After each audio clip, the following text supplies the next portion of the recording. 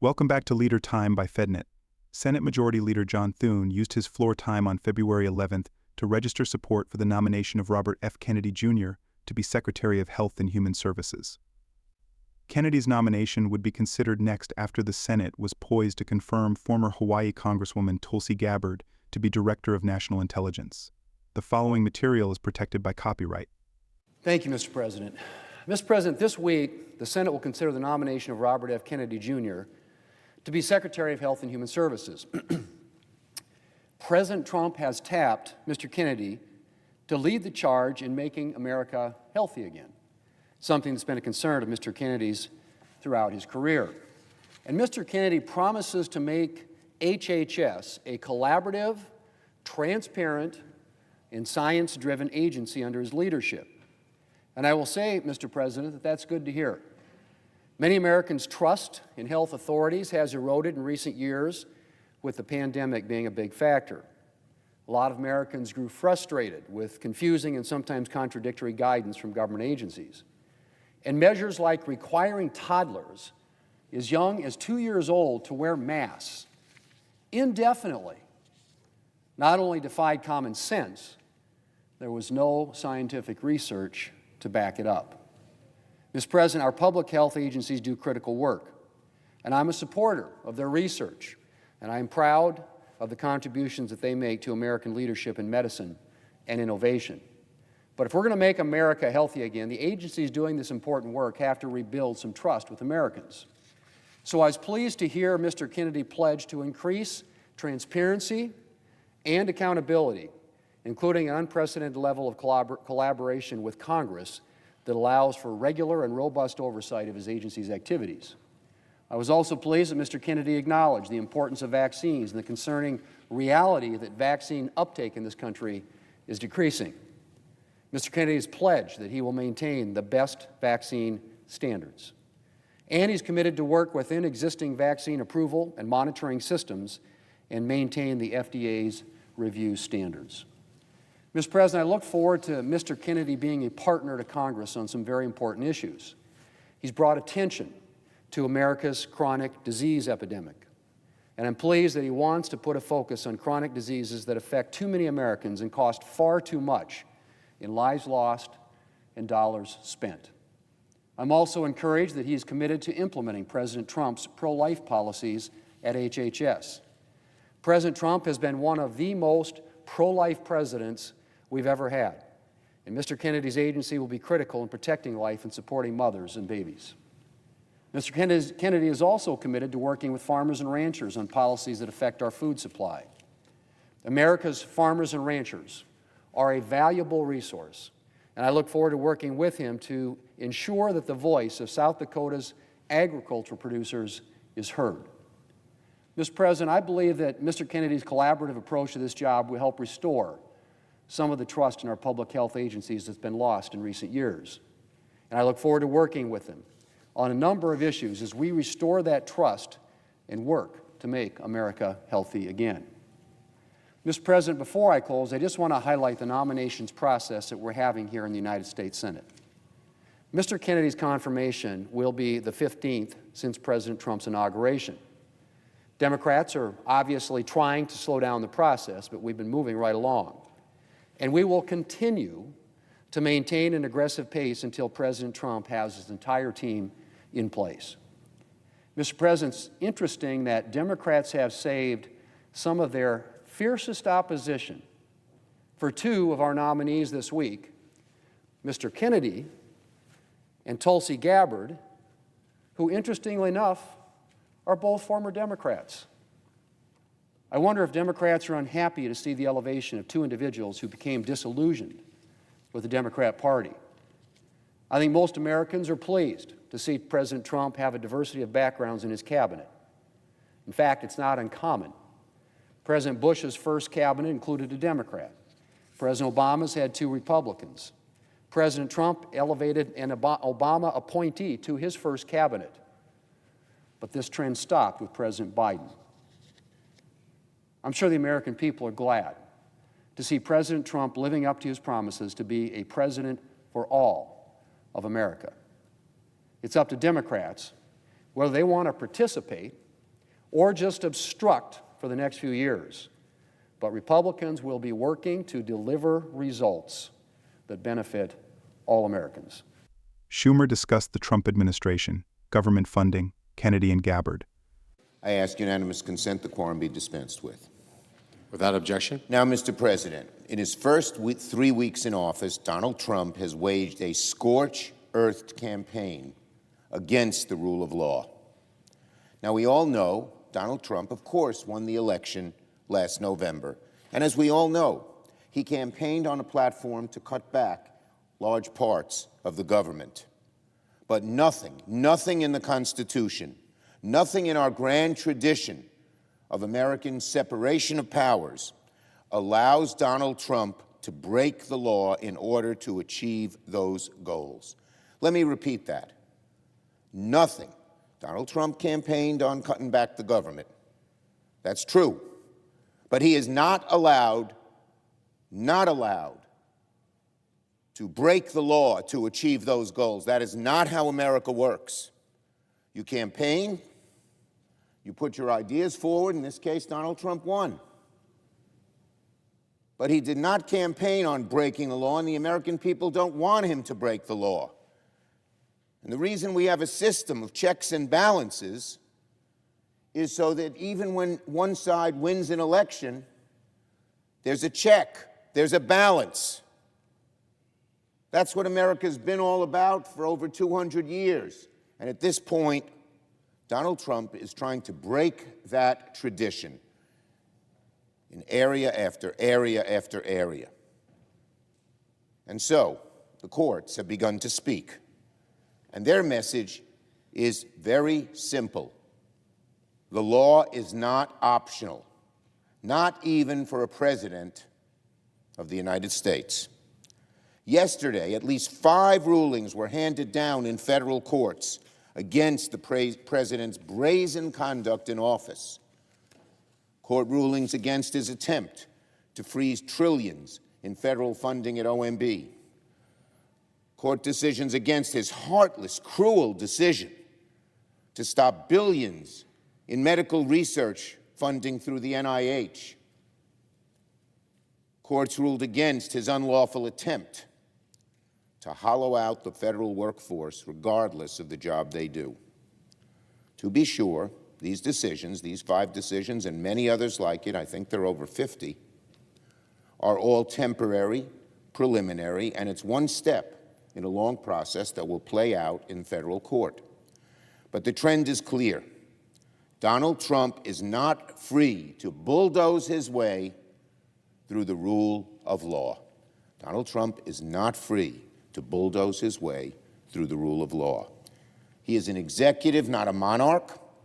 He swore an oath faithfully to execute the duties of his office. And when the courts speak, Donald Trump must accept their judgments and honor the Constitution. Now, there are some on the hard right who think Donald Trump should ignore the courts. Even the vice president seems to suggest the courts can't, quote, control the powers of the executive. With respect to the vice president, the issue here isn't the courts trying to control the president. It's the president trying to control the law. He wants to decide for himself what the laws are, which ones should be applied, which ones shouldn't, and what they mean. Congress makes the law, the courts interpret the law. We all learned that in grade school. That's how checks and balances work in a constitutional republic. Donald Trump does not reign supreme. When the courts speak, the president must adhere to their judgments. That is what his oath demands.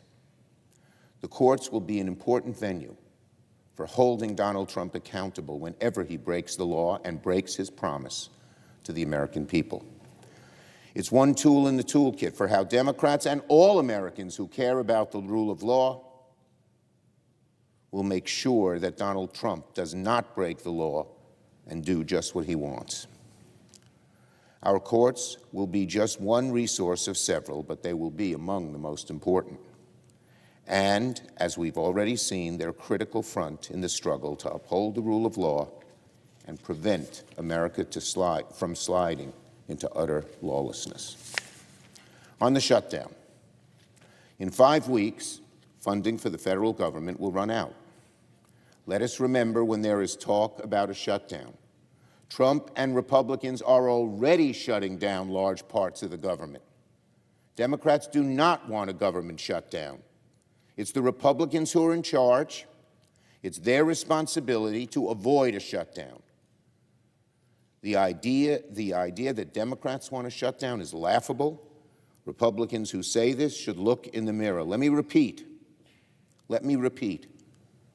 When there's talk about a shutdown, Republicans are already shutting down large parts of the government. Democrats do not want to shut the government down. It's the Republicans who are in charge. It is their responsibility to avoid a government shutdown. Since the inauguration, unfortunately, President Trump and Republicans have been actively working to shut down parts of the government entirely on their own. They've shut down funding to CHCs. They've shut down funding for research institutions, shut down exports for farmers, shut down protections for consumers, fired government watchdogs. Republicans are making plans to force Medicaid work requirements on Americans even with disabilities who can't work. They're making plans to harm Social Security recipients. They're trying to cut any sort of oversight so that corporations can run rampant. Nobody, unfortunately, is working harder right now to shut down the government than Donald Trump and congressional Republicans. Nobody is working harder to shut down the government than Donald Trump and congressional Republicans. Now on 2 upcoming nominations. This week, Senate Republicans will force 2 nominees through the Senate that they know perfectly well do not merit confirmation. But Republicans, it seems, are going to confirm them anyway, because Donald Trump is strong-arming them into submission. Last night, 52 Republicans voted to advance the nomination of Tulsi Gabbard to serve as Director of National Intelligence. By now, there is no question about whether or not Ms. Gabbard is qualified to lead America's intelligence agencies. By every objective measure, she is not.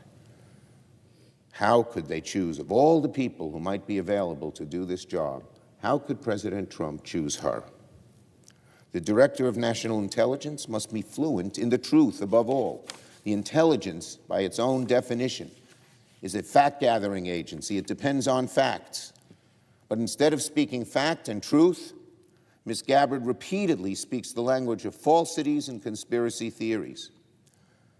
The Director of National Intelligence must be strong against America's adversaries. But Ms. Gabbard has spent her entire career sympathizing with the likes of Vladimir Putin and Bashar al-Assad. On the night that Russia invaded Ukraine and launched the first full-scale invasion of a sovereign nation in Europe since World War II, what was Ms. Gabbard doing? Spending her energy blaming NATO and the U.S. for what Putin did. Putin invades Ukraine. Gabbard blames the U.S. for Putin invading Ukraine. How can we put this kind of person as head of DNI? That alone should be disqualifying for anyone seeking to become the top intelligence advisor to the President of the United States. And when Ms. Gabbard had the opportunity to repair her image before the Senate Intelligence Committee and ease the deep worries of senators on both sides of the aisle, we all know a load of the Republicans on the Intelligence Committee felt she doesn't belong in office. But what did Ms. Gabbard do? She only exacerbated those worries. Senate Republicans know very well that she has no business advising the President on matters of classified intelligence. They know her judgment is off the mark, way off the mark. They know her troubling history of pushing conspiracies and spreading propaganda. So, deep down, this nominee is really about one very simple question. What do Senate Republicans care more about? Doing the right thing for national security, for American national security, or doing what is necessary to keep Donald Trump happy, even when they know how badly he is wrong? The American people will know the answer later tonight after the Senate votes on the Gabbard nomination.